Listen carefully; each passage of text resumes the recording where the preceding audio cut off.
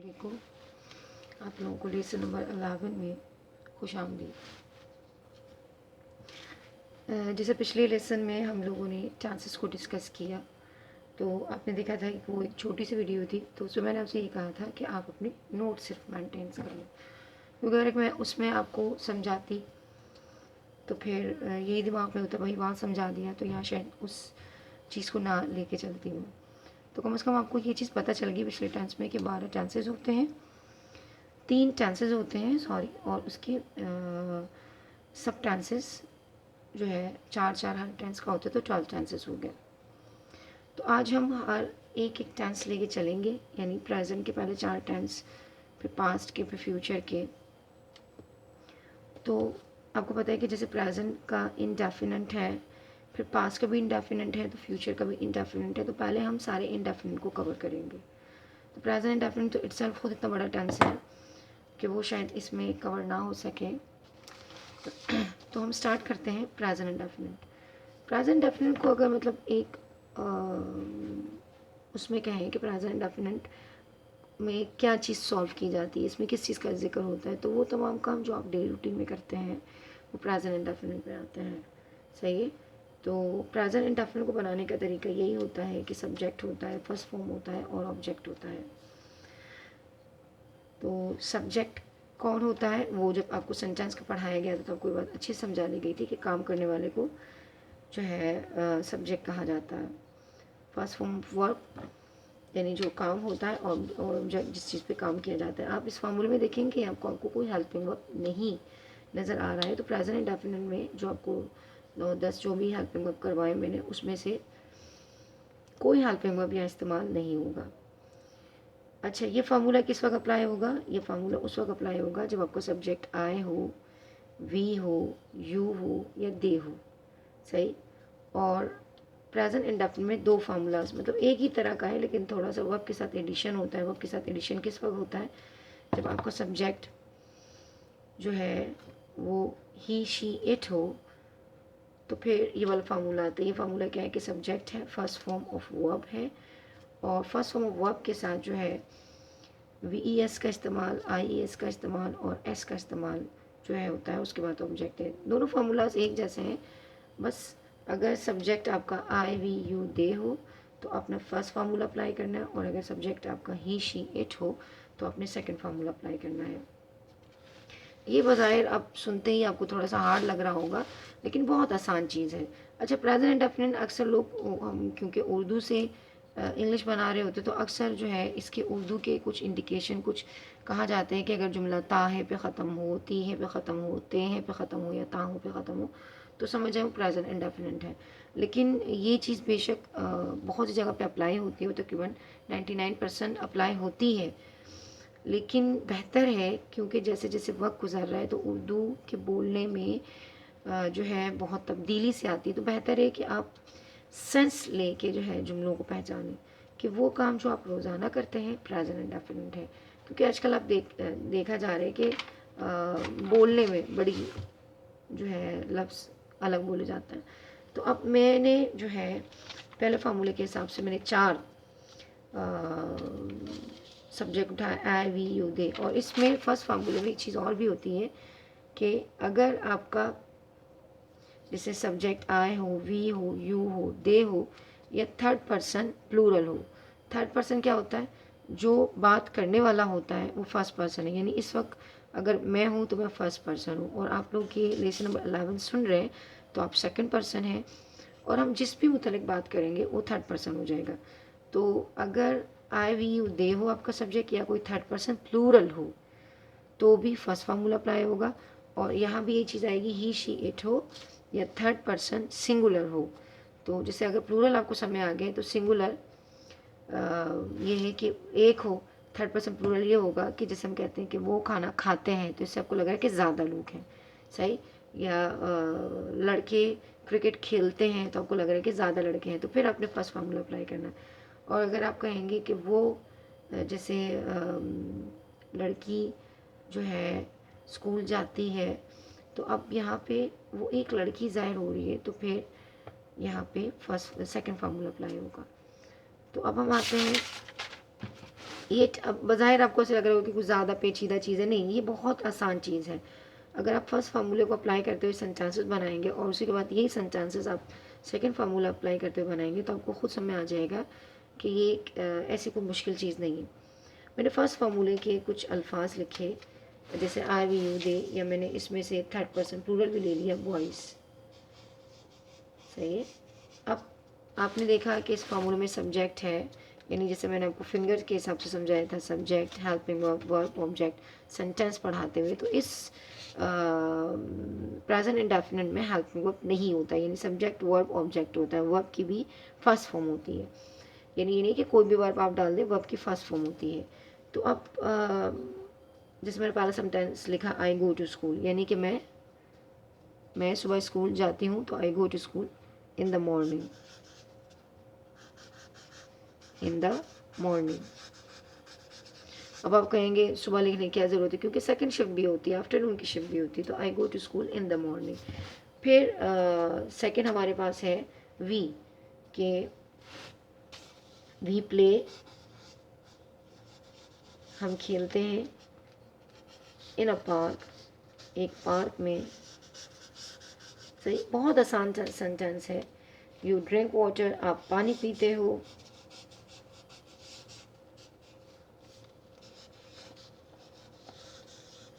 तो बज़ाहिर तो वही ता है, ती है, रोज़ के जो मामूलात हैं।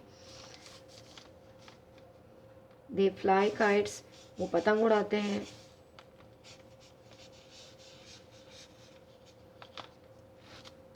Boys like to walk.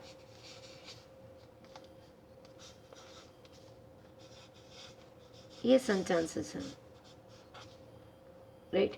तो आप देखिए इसमें कोई ऐसे कोई मुश्किल चीज़ नहीं इसको बनाने की। सब्जेक्ट है, वर्ब है, ऑब्जेक्ट है। सही है, यानी इसमें कोई ऐसी मुश्किल कहानी नहीं है बनाने की। आपने सब्जेक्ट लिखा, आपने वर्ब लिखा, आपने ऑब्जेक्ट लिखा। मैं सुबह स्कूल जाती हूँ या मैं सुबह स्कूल जाता हूँ, दोनों के लिए I go to school in the morning. यानी अगर जाती हूँ या जाता हूँ तो उसमें मैं हूँ, तो आपको पता है कि मैं के लिए आई का वर्ड ही इंग्लिश में होता है। और हम पार्क में खेलते हैं, so we play in a park, हम पार्क में खेलते हैं, we play in a park. आप पानी पीते हैं, यू ड्रिंक वाटर। और वो पतंग उड़ाते हैं, अब ज़्यादा लोग हैं तो they fly kites. Boys like to walk, लड़कों को वॉक करना अच्छा लगता है। अब ये सेंटेंसेस आपने देख लिए कि ये प्रेजेंट इंडेफिनिट के कुछ सेंटेंसेस हैं। अब यही सेंटेंसेस अगर हम सेकंड फार्मूले को अप्लाई करके बनाएं तो कैसे बनेगा, जैसे शी। पहले आप तमाम जो है उसके जो है सब्जेक्ट लिख लें। शी हो गया, ही हो गया, इट हो गया, सारा या अ गर्ल। सही। अब पहले हम ये लिख लें, एक लड़की। अब हमने लिखा शी। सही। अब हमने लिखा शी, तो अब शी के लिए आप जो है कोई सेंटेंस बनाइए। अब यहाँ पे जैसे हमने ये पहले सारे सब्जेक्ट्स लिख लिए, अब हम इसके साथ वर्ब्स लिखते हैं। तो ये बात आपसे बार बार कहा जा रही है कि प्रेजेंट इंडेफिनिट में किसी किस्म का कोई हेल्पिंग वर्ब इस्तेमाल नहीं होता है। जो हेल्पिंग वर्ब आपको पिछले चैप्टर्स में करवाए हैं तो उसमें से कोई हेल्पिंग वर्ब इसमें इस्तेमाल नहीं होता। इसमें सिंपल सब्जेक्ट, वर्ब, ऑब्जेक्ट आता है। अब अगर आप तमाम जुमले देखें कि वो ख़त लिखती है, वो इतवार को पार्क जाता है, ये आहिस्ता चलती है, सारा तेज़ दौड़ती है, एक लड़की स्कूल जाती है। तो इन तमाम को आप देखें कि सबसे पहले वो सब्जेक्ट आए हैं, उसके बाद जो भी सेंटेंस देखें, सेकंड नंबर पर आप देखें तो लिखना नहीं आया है या जाना नहीं आया है या चलती नहीं आया है, बल्कि यहाँ आहिस्ता है। लेकिन हमने सेंटेंस में ये सीख लिया था कि इंग्लिश में जो हम लोग सेंटेंसेस बनाते हैं तो हमने हेल्पिंग वर्ब लगाना होता है। तो मैंने आपसे कहा था कि हेल्पिंग वर्ब नहीं है, जब एक चीज़ नहीं होती तो उसकी थर्ड नंबर वाली चीज़ आती है। सेंटेंस में मैंने आपको एक चीज़ सिखाई थी कि सब्जेक्ट के बाद हेल्पिंग वर्ब और हेल्पिंग वर्ब के बाद यानी subject, helping verb, verb, object. तो ये मैंने यहाँ आपको ये बात बता दी कि इसमें हेल्पिंग वर्ब नहीं है, तो जब हेल्पिंग वर्ब नहीं है तो उस पर सब्जेक्ट के बाद वर्ब होगा। तो यहाँ पे वर्ब जो है वो फर्स्ट फॉर्म ऑफ वर्ब है और ऑब्जेक्ट है। तो मैंने यहाँ आपको थोड़ी देर में बताया था कि अगर आपका सब्जेक्ट ही शी इट हो तो फिर आपके वर्ब के साथ एडिशन होता है। वर्ब के साथ क्या एडिशन होता है कि अगर ई एस का, आई एस का, एस का, तो पहले तो ये चीज़ सीख लेनी है कि एडिशन किस वक्त होता है। तो एडिशन जो है इस वक्त होता है जो आपका सब्जेक्ट ही शी इट हो, ही शी इट हो या कोई नाम हो, थर्ड पर्सन सिंगुलर हो, जब आपका एडिशन होता है। अब कब कौन सा एडिशन होता है ये बात भी हमें मालूम होनी चाहिए। देखिए रूल यहाँ पे मैंने आपसे ये कहा कि सी एच का इस्तेमाल कब होता है या ई एस का इस्तेमाल कब होता है या आई एस का इस्तेमाल कब होता है या एस का। अगर आपका जो वर्ब है उसकी एंडिंग जो है वो सी एच पे हो तो आपने, या एस एच पे हो, सही है, तो आपने वहाँ पे ई एस का इस्तेमाल किया। जैसे हमारे पास वॉच है, सर्च है, सिर्फ बहुत सारे और वर्ब होते हैं कि अगर वो हों तो फिर आपने ई एस का इस्तेमाल करना है। और अगर आपको कोई वर्ब जो है ओ पे ख़त्म हो, सही है, सी एच पे ख़त्म हो, एस एच पे ख़त्म हो, ओ पे ख़त्म हो, तो आपने ई एस का इस्तेमाल करना है। रूल नंबर 2, मतलब नंबर 2 रूल्स में ये है कि अगर आपका वर्ब ख़त्म हो वाई पे और वाई से पहले ए ई आई ओ यू यानी कि वॉवल्स ना हो तो आपने वाई को हटा के आई एस का इस्तेमाल करना है। जैसे इसकी एग्जांपल अगर आप पूछे तो क्राई है, सही है, क्राई, तो क्राई जब होगा तो क्राई में फिर आप वाई को हटा के आई एस लगाएंगे। एस का रूल ये कि इन दोनों के अलावा जितने इन दो रूल्स के अलावा जो भी होगा वहाँ पर एस का अप्लाई होगा। जैसे अब मैं पूरा ऑब्जेक्ट के साथ सेंटेंस नहीं बनाती, मैं आपको बताती हूँ कि जैसे हाँ बोलो शी है, शी वॉच। अब वॉच है, वॉच में आपने देखा कि सी एच आ गया तो आपने ई एस लगाया। अब अगर होगा आई, मैं वॉच, अब यहाँ देखें अब भी सी एच आया लेकिन अब मैं ई एस नहीं लगाऊंगी। क्यों ई एस नहीं लगाऊंगी? क्योंकि एडिशन वर्ब को देख के नहीं होता है, एडिशन सब्जेक्ट को देख के होता है। यहाँ मेरा सब्जेक्ट शी था तो मैंने वॉच के साथ ई एस लगाया। यहाँ मेरा सब्जेक्ट आई था तो मैंने वॉच के साथ ई एस नहीं लगाया। अक्सर बच्चे सी एच को देख के डायरेक्ट ई एस लगा लेते हैं कि सी एच के साथ ई एस आता है। सी एच के साथ ई एस नहीं आता है, उस वक्त ई एस आता है जब आपका सब्जेक्ट भी तो हो, जब सब्जेक्ट आपका ही शी थर्ड पर्सन सिंगुलर हो, जब आता है। जैसे फॉर एग्जांपल मैंने लिखा वी, हम सर्च कर रहे हैं, कोई भी चीज़ सर्च कर रहे हैं, सही है, और ही वो सर्च करता है,